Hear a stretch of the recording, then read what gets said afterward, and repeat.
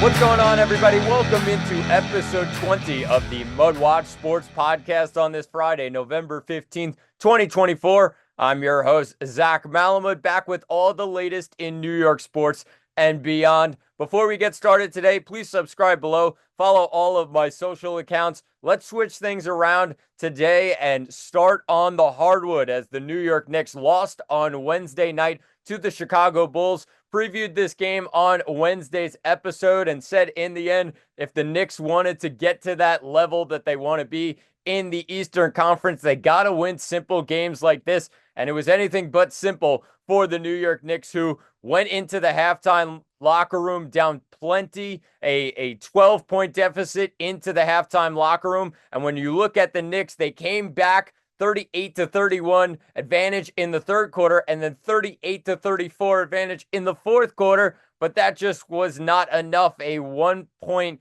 loss for the Knicks, 123 to 100 or 124 to 123. The Bulls win this one behind 31 points from Zach LaVine, who was lights out, 12 of 17 shooting in this one. Karl Anthony Towns had a fantastic game for the New York Knicks. 46 points on the day, was absolutely terrific. And that's a player that the Knicks went out and got in the offseason. And I said myself, I wasn't too much of a fan when it came to the move based on the defensive side and what the Knicks needed to focus on down low. He's been absolutely tremendous. Not so much defensively. He does need to work on that. That was my one worry. But offensively, this guy can do things that no big men in basketball are able to do. And 46 points on the day, 18 of 30 shooting. And when you look at what Karl Anthony Towns was able to do against the Bulls, it just shows that this trade to the New York Knicks was a really, really strong one. So the Knicks fall to 5-6.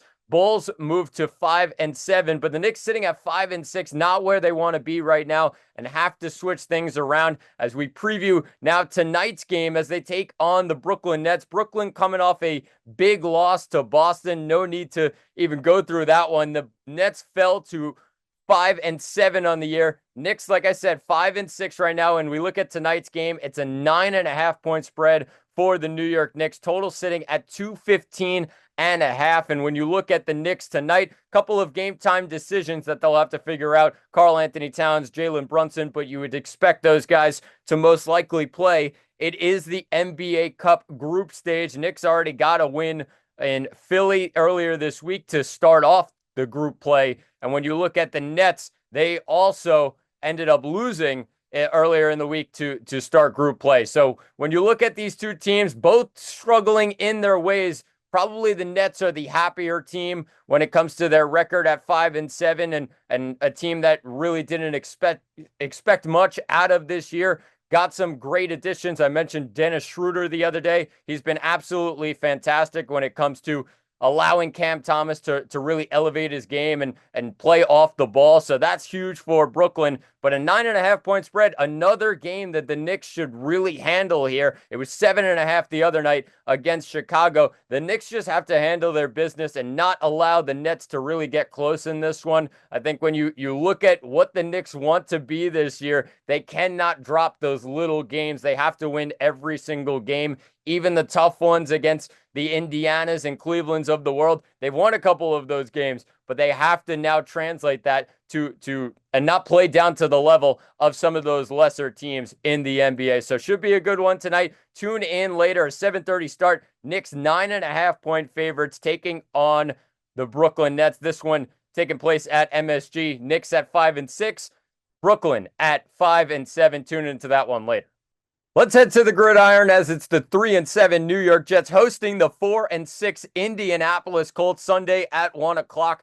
Jets, like I said, coming in at 3-7, not feeling good right now, near the bottom of the AFC East, and have to find ways to win games, especially against the bad teams in the NFL versus the good teams where, you would expect maybe the Jets would struggle. They can't beat anybody right now. And now they come in to this game against Indianapolis. Their Jets are sitting as 4-point favorites coming into this one. Total sitting at 43.5. But if you said anybody would put their money on the New York Jets right now to win by 4 or more, I think that person would be crazy. The Jets cannot beat anybody right now, and Indianapolis is actually in a division fight. They're only 2 games back from Houston, who's sputtering just a little bit, sitting at 6-4. Indy now at 4-6, just a couple games back, and really a win or two away from really challenging for this AFC South. The Colts did end up making a quarterback change. They go away from Joe Flacco, bring in Anthony Richardson back to start this one against the New York Jets. And that's not a good sign because the Jets' biggest flaw on defense is stopping the run.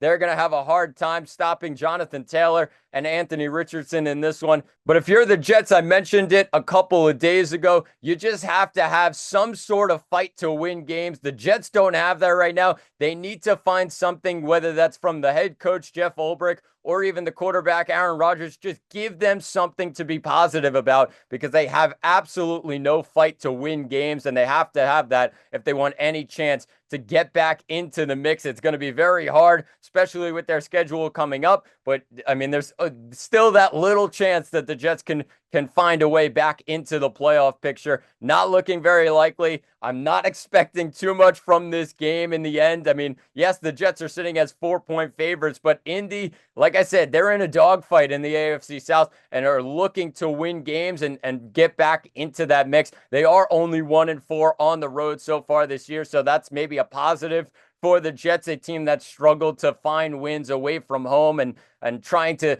get back into the mix. They need to find wins, whether it's at home or on the road, and Indy has struggled to do that away from home. So definitely a positive for the New York Jets there, but the positive overall, they need to find wins and get them quickly because they have not been able to do that at all so far, and especially in the last couple of weeks. Yeah, the win versus Houston, but it's been all losses surrounding that, and they need to find ways to win games, and it starts with Aaron Rodgers. Then it goes to Jeff Ulbrich and really firing up this defense. They have to find ways to stop the run in this one. I mentioned Taylor and Richardson. It's going to be difficult, but they have to find ways to stop the run. And if they do that, they'll probably have a successful day against the Indianapolis Colts. But a 4-point Jets spread, and this one taking place at MetLife, 1 o'clock on Sunday. Tune into that one. And let's finish things off today. It's another edition of a Sunday football preview. If you're new to this, each week I'll pick 2 to 3 of the top games across the NFL slate and share my thoughts on them. Let's start off in Pittsburgh, where a massive, massive game in the AFC North is upon us. The 7-2 Pittsburgh Steelers hosting the 7-3 Baltimore Ravens Sunday at 1 o'clock. And Baltimore comes in as 3-point favorites, total sitting at 48.5. Pretty high total for a game between these two AFC North teams. That defense, yeah, I mean, is pretty good so far this year. Baltimore, yeah, they've had their struggles, but even so, in a divisional game, I did not expect this total to be as high at 48.5. But the spread, it does explain the twists and turns of the Baltimore Ravens. They go into games against lesser teams and really play down to those teams' level, and that's really where those 3 losses have come from. Obviously, the one against Kansas City, but those other losses to Cleveland and Las Vegas have really hurt Baltimore this year and really taking them out of first place in the AFC North where they want to be. But, I mean, they have a chance to get it back here. A big game. They are on the road, and the Ravens 3-2 on the road this year. Steelers have been great at home, 3-1 on the season, so should be a good one in the AFC North. I'm going to actually pick the Ravens to win this one and cover because I think the Pittsburgh Steelers are just not good enough on offense. Yes, they've played a lot better, but I just don't think they'll have enough to keep up with this Ravens offense that's playing all world right now. Zay Flowers has been fantastic in the last couple of weeks. Mark Andrews has really elevated his game in the last couple of weeks after a very slow start to the season. And then it's just impossible to stop the tandem in the backfield of Lamar Jackson and Derrick Henry. So I think it's going to be a long day for this tough and gritty Pittsburgh defense. And I do think Baltimore wins this one on the road and takes the lead in the AFC North, takes the division lead in the end. So tune into that one Sunday at 1 o'clock. The next game, have to preview this one, the game of the weekend. The 9-0 Kansas City Chiefs traveling to Buffalo to take on the 8-2 Buffalo Bills Sunday at 4:25, and the Buffalo Bills are the favorites in this one on their home field, sitting at 2-point favorites, total sitting at 45.5. And it just shows that these two teams really go at it when it comes to the regular season. The Bills have had the Chiefs' number in the regular season, but when it comes to the big moments in the playoffs, it's been all Kansas City. And in this one, I'm expecting the same when it comes to regular season games. I do think Buffalo is going to win this one, although they are dealing with a load of injury problems, and a problem there when you look at the weapons that Josh Allen's going to be without. Dalton Kincaid out for this one. Keon Coleman also out for this one. He has his tackle, Spencer Brown, questionable for this one. And Amari Cooper, another weapon, is questionable heading into this one. Most likely going to play, Cooper is. But on the other side, obviously the Chiefs have had their injuries throughout the year. Rashee Rice done for the season. Isaiah Pacheco probably coming back in the next couple weeks, but is going to miss this one most likely. Harrison Butker goes on IR, and the Chiefs lose their kicker. They have Spencer Schrader now, who steps in for Butker. I do think that's a bigger loss than people are talking about. When you look at what this Chiefs offense has been struggling with, it's really just getting down the field and finishing drives in the end. They have a kicker who can hit from 60 plus in Harrison Butker, and it really limits your offense now on the road in Buffalo. Probably going to be very windy, and you're going with a kicker that you haven't had before in Spencer Schrader, who now has all the pressure on him to match what Harrison Butker has been able to do so far in his NFL career. So that's a big loss for Kansas City to be without him, and may keep some points off the board for the Chiefs if Schrader is put in a tough situation with a long field goal. But this one should be an absolutely terrific game. Two Titans really going after it. And I think Buffalo, like I said, gets the advantage here. I'll take them on the -2 spread. And I think they'll win this one, not comfortably, but I do think maybe by a touchdown as the Chiefs. I just think the undefeated run will come to an end, and Buffalo, who's absolutely fantastic on their home field, will keep that going. They're undefeated 4-0 on their home field this season, and that should continue. I expect them to move to 5-0 on their home field this season. Should be a great one, though. And finally, let's finish things off with the Sunday night football game. It's the 4-6 Cincinnati Bengals traveling on the road to take on the 6-3 Los Angeles Chargers. A huge game when it comes to AFC wildcard stakes, as Cincinnati sitting at 4-6, but still trying to rack up wins, have a bit of an easier schedule coming up. They do have 2 games against Pittsburgh in the division. That's their toughest games for the rest of the season. So when you look at this game against Los Angeles, one that Cincinnati probably needs to win to even get to that tiebreaker when it comes to a tiebreaker between them and Los Angeles. Los Angeles looking like they're going to sneak into the playoffs as a wild card behind the first place in their division in the AFC West, Kansas City Chiefs.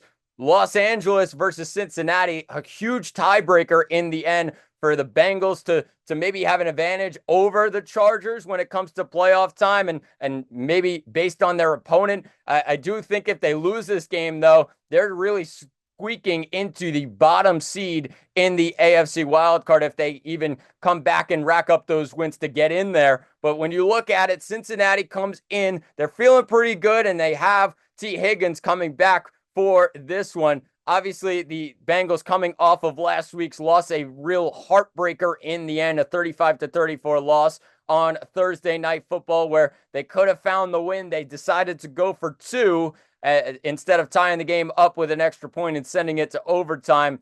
Really, the play backfires on them, and the Bengals fall to 4-6. But, I mean, they've had a lot of games where they've played down to the opponent's level, whether it's those weaker opponents, but they still found a way to find wins. This one, they just need to send all their guys at Justin Herbert and really just go for it here as a really must-win game. They come in as 1.5-point underdogs, total sitting at 47.5. And I look at this Bengals team and say, yeah, they are really the underdog when it comes to the trenches. offensive and defensive line, the Chargers have been absolutely tremendous so far this season. And I think the Chargers, where their advantage comes, is in the trenches. And I think that's the reason they'll end up winning this game. I'll take the Chargers. I know I took all three favorites in this one or in this Sunday football preview, but the Chargers just look like the better team right now, and the Bengals need to find answers. I do think they'll get an answer with T. Higgins back in the lineup